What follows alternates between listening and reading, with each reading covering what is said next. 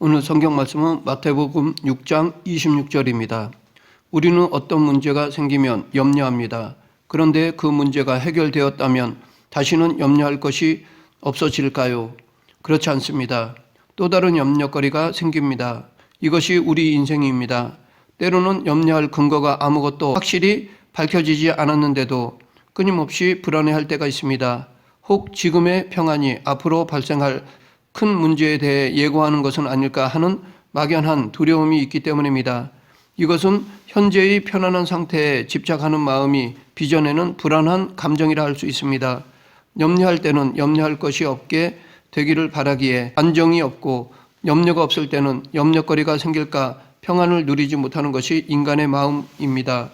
플라톤은 소크라테스와 알키비아데스의 대화를 다룬 책 알키비아데스에서 그러므로 신이 너 자신을 알라고 명하시는 것은 우리가 영혼을 가진 자임을 생각하라고 깨우치시는 것이라네 라고 썼습니다. 여기서 너 자신을 알라라는 말은 흔히 우리가 이해하는 것처럼 내 주제를 파악하라 라는 뜻이 아닙니다. 인간이 영혼을 가진 위대한 존재임을 스스로 기억하여 거기에 합당하게 처신하라는 뜻입니다. 이렇게 하나님의 형상으로 지음받은 존재인데 그에 합당치 않은 염려를 할 때가 많습니다. 오늘 본문을 통해 이 염려를 극복하는 방법에 대해 알아보겠습니다. 오늘 본문 마태복음 6장 26절 공중의 새를 보라 심지도 않고 거두지도 않고 창고에 모아들이지도 아니하되 너희 하늘 아버지께서 기르시나니 너희는 이것들보다 귀하지 아니하냐. 이것은 예수님께서 염려하는 자들에게 자신이 하나님께 소중한 존재임을 깨달으라고 말씀하시는 것입니다. 하나님의 자녀만이 아니라 모든 인간이 하나님 앞에 얼마나 소중한 존재인지를 생각하게 하신 것입니다. 여기서 보라라는 것은 단지 육신의 눈으로 바라보라는 뜻이 아닙니다. 이것은 의도를 가지고 보거나 눈에 보이는 사물에 대해 진지하게 사색하는 것을 가리킵니다. 곧 공중의 새를 볼 때 그 의미를 생각하여 관찰하고 거기에서 삶을 적용하여 깨달음을 얻으라는 것입니다. 이 비유 안에는 두 가지 의미가 담겨 있습니다. 첫째로 하늘 아버지께서 공중의 새들을 돌보신다는 것입니다. 공중의 새를 보라 심지도 않고 거두지도 않고 창고에 모아들이지도 아니하되 너희 하늘 아버지께서 기르시나니. 날짐승의 건강한 상태를 알 수 있는 척도는 새의 날개의 위치입니다. 건강해서 생명력이 충만한 새는 날개가 바짝 접혀 위로 올라가 있지만 병들고 기운 없는 새의 날개는 아래로 축 처져 있습니다. 그렇기 때문에 공중의 새라는 표현은 충만한 생명력을 보여준다고 하겠습니다. 그러면 자유롭게 하늘을 날아다니는 새들의 넘치는 생명력은 어디에서 오는 것일까요? 피조물인 생명체는 생명을 가지고 있을 뿐이지 그것의 기원은 아닙니다. 만물의 생명은 그것들을 창조하셨을 뿐 아니라 살아있게 하시는 하나님께로부터 나와서 하나님 때문에 지속되는 것입니다. 이 하나님께서 공중의 새들을 돌보십니다. 또한 우리를 돌보시는 우리의 아버지 되십니다.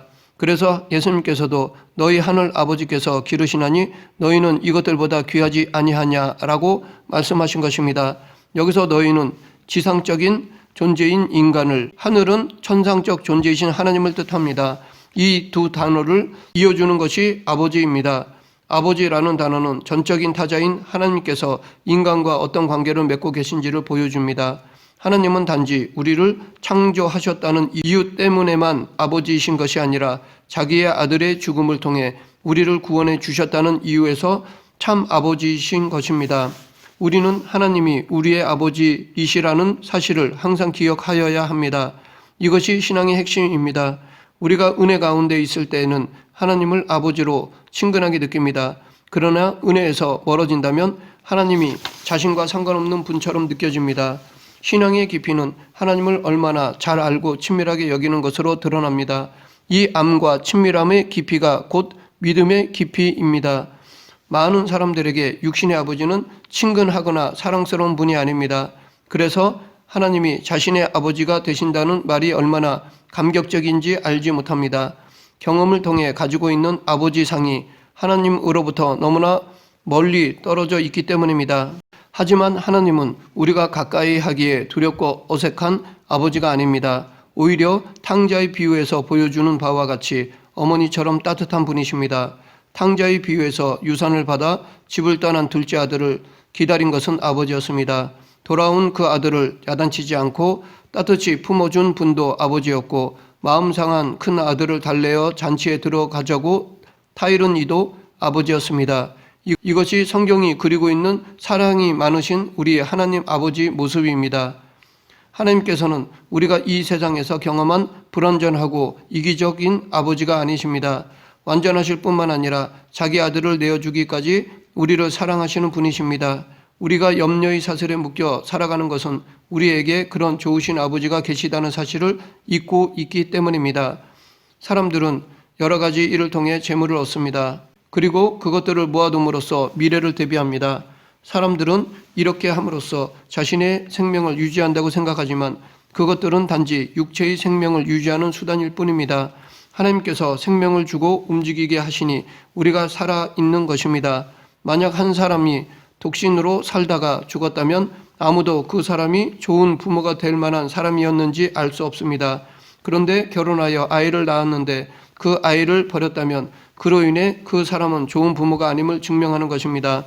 하나님께서는 세상을 창조하셨을 뿐 아니라 돌보십니다. 이로써 당신이 선한 분이심을 보여주십니다. 하나님께서는 우리를 낳으셨을 뿐 아니라 돌보십니다. 만약 하나님께서 우리를 돌봐주지 않으신다면 우리는 그분이 좋은 분임을 알 수 없을 것이며 더욱이 그분의 선하심을 세상에 선포할 수도 없을 것입니다. 만물을 창조하신 하나님의 능력이 찬송받는 것은 그것을 찬송할 피조물이 있기 때문이고, 피조물이 창조주를 찬양하는 것은 그것들을 돌보시는 하나님이 살아계시기 때문입니다.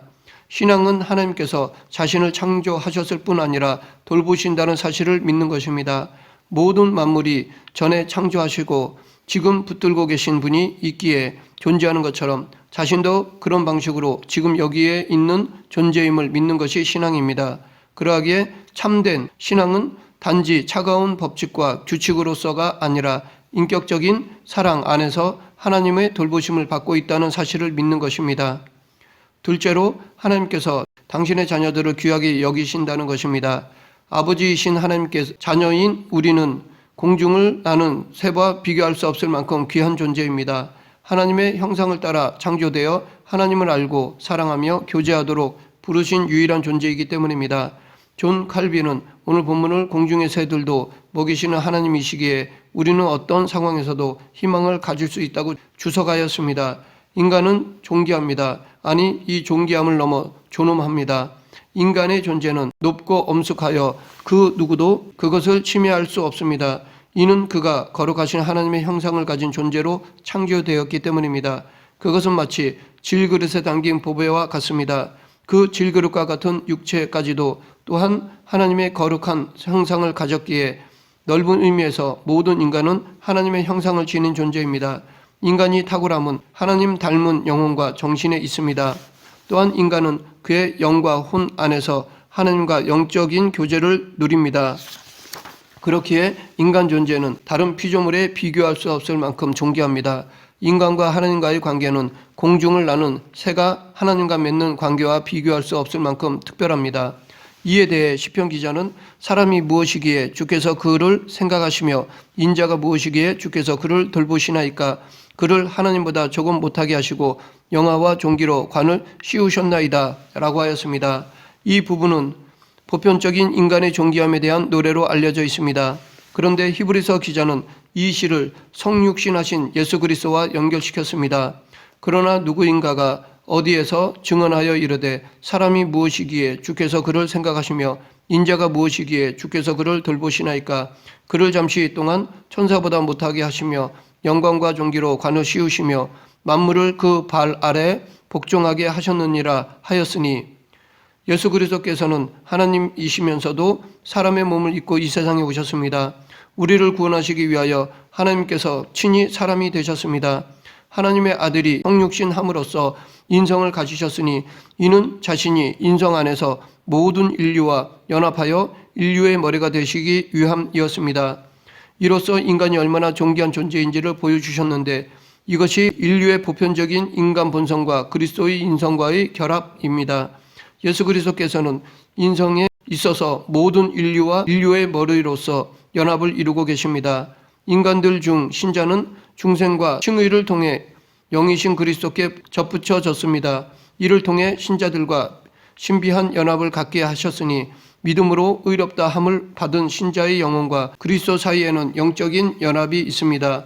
이 연합 안에서 신자는 하나님과 영적으로 교제하고 생명과 사랑을 공급받으며 실제적으로 사랑의 연합을 이루어가는데, 이렇게 성화의 과정에서 누리게 되는 실제적인 연합을 영적 연합이라고 합니다.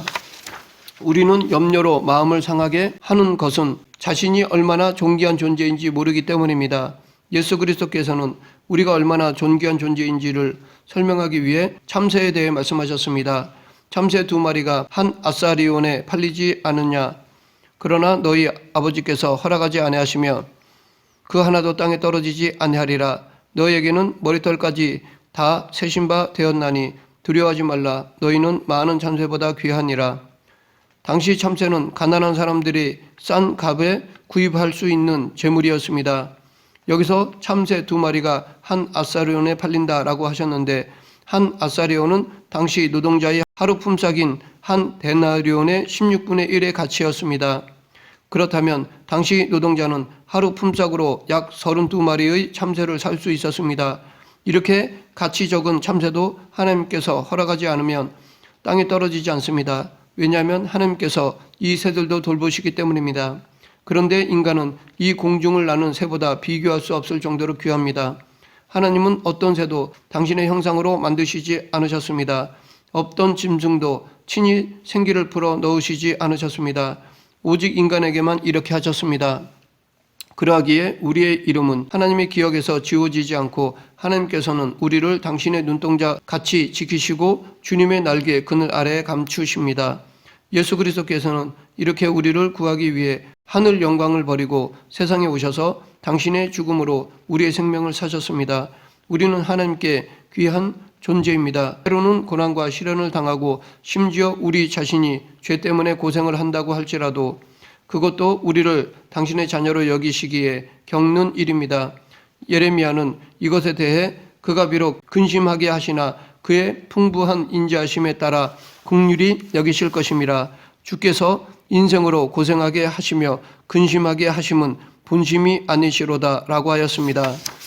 하나님을 사랑할 때 인간은 한 인간으로서의 주체성뿐 아니라 자존감도 회복됩니다. 그것은 불완전한 인간이 완전하신 하나님과의 관계 속에서 누리는 정신적 유익입니다. 하나님이 자기를 사랑한다는 사실 때문에 우리는 주체적인 인격체로 살아갈 수 있습니다. 우리가 자신을 그렇게 여기며 살아가는 한 열등감에 사로잡히지 않습니다. 왜냐하면 자신이 어떤 장점 때문이 아니라 자기 존재 자체가 하나님께 소중하다고 확신하기 때문입니다. 하나님께 사랑을 받음으로써 자존감을 회복합니다. 이로써 교만해지지도 않고 비굴해지지도 않고 자기를 존중하게 됩니다. 이는 하나님께서 자신을 사랑하신다는 확신에서 비롯되는 것입니다. 예레미야는 유다가 멸망할 것이라는 계시를 받았습니다. 그리고 그의 예언대로 유다는 멸망하였습니다. 예루살렘은 폐허가 되었고 성전은 회파되었습니다. 예레미야는 나라가 망하는 것을 보며 큰 고통을 받았습니다. 그러나 에스겔 선지자는 유다가 멸망한 상황에서도 끊어지지 않는 하나님의 사랑을 발견하였습니다. 여전히 하나님께서 변치 않는 사랑으로 유다를 붙들고 계심을 알게 되었습니다. 그러자 예루살렘은 폐허가 되었지만 선지자의 마음 깊은 곳에는 찬양이 울려 퍼졌습니다. 나라가 망했을 때 유다 백성들은 하나님께서 자신들을 버리셨다고 생각했습니다. 그러나 하나님께서는 여전히 그들을 사랑으로 붙잡고 계셨습니다. 그 사랑은 지금도 계속되고 있습니다. 그러하기에 지금도 하나님께서는 매 순간 우리를 돌보십니다. 우리가 성령 충만해서 하나님을 잘 섬길 때뿐 아니라 은혜에서 미끄러져 죄에 빠졌을 때도 사랑하십니다. 불완전한 인간도 자녀를 포기하지 않고 사랑하는데 하물며 완전하신 하나님께서는 우리를 확실하게 변함없이 사랑하십니다. 이런 이유로 우리가 세상을 사랑할수록 우리는 고통을 당하는 것입니다. 그런데도 세상에 대한 우리의 사랑은 멈추지 않습니다. 이때 우리에게 필요한 것은 세상을 아는 지식보다 먼저 하나님을 아는 지식을 소유하는 것입니다. 단지 지식으로서 아는 정도가 아닙니다. 하나님의 거룩한 성품을 인격적으로 경험함으로써 알아야 합니다. 왜냐하면 모든 현실을 이기게 하는 힘은 근본적으로 하나님을 아는 데서 나오기 때문입니다. 너희는 여호와의 선하심을 맛보아 알지어다. 그에게 피하는 자는 복이 있도다. 이 하나님의 사랑을 믿는 사람은 염려하지 않습니다. 왜냐하면 현실은 비록 파도처럼 요동치지만 그럼에도 마음의 평화를 누리는 자는 하나님 앞에서 자신이 얼마나 소중한 존재인지를 알기 때문입니다. 또한 인생이 자기 뜻대로 되지 않더라도 불안해하지 않습니다. 왜냐하면 그에게 일어나는 모든 일이 하나님의 사랑 안에서 합력하여 선을 이룰 것을 믿기 때문입니다. 말씀을 맺겠습니다. 우리에게 확실한 것은 영원하시고 불변하시고 무한하신 하나님이 계시다는 사실과 내가 그분의 사랑을 받고 있다는 사실입니다. 내가 있다는 사실은 살아가야 함을 의미하고 하나님의 사랑을 받고 있다는 것은 내가 의미 있는 존재임을 뜻합니다. 그런데 끊임없이 염려 가운데 사는 것은 우리가 누구인지 모르기 때문입니다. 하나님께 얼마나 귀중한 존재인지를 알지 못하기 때문입니다. 하나님께서 어떠한 사랑을 베풀어 우리를 당신의 자녀로 삼으시고 여기까지 인도하셨는지 잊었기 때문입니다. 이 순간에도 하나님은 우리를 사랑으로 돌보십니다. 그러므로 우리는 염려의 짐을 내려놓고 예수님 안에서 자유롭게 살아야 합니다. 하나님을 전적으로 신뢰하여 염려를 극복하는 저와 여러분이 되길 간절히 축원합니다. 기도하겠습니다. 우주 만물을 다스리시는 하나님 아버지, 끊임없이 몰려오는 염려거리들로부터 자유하기를 원합니다. 하나님을 믿고 신뢰함으로 예수님 안에서 이 염려거리를 내려놓는 그리스도인이 되게 하여 주시옵소서. 예수님 이름으로 기도드립니다. 아멘.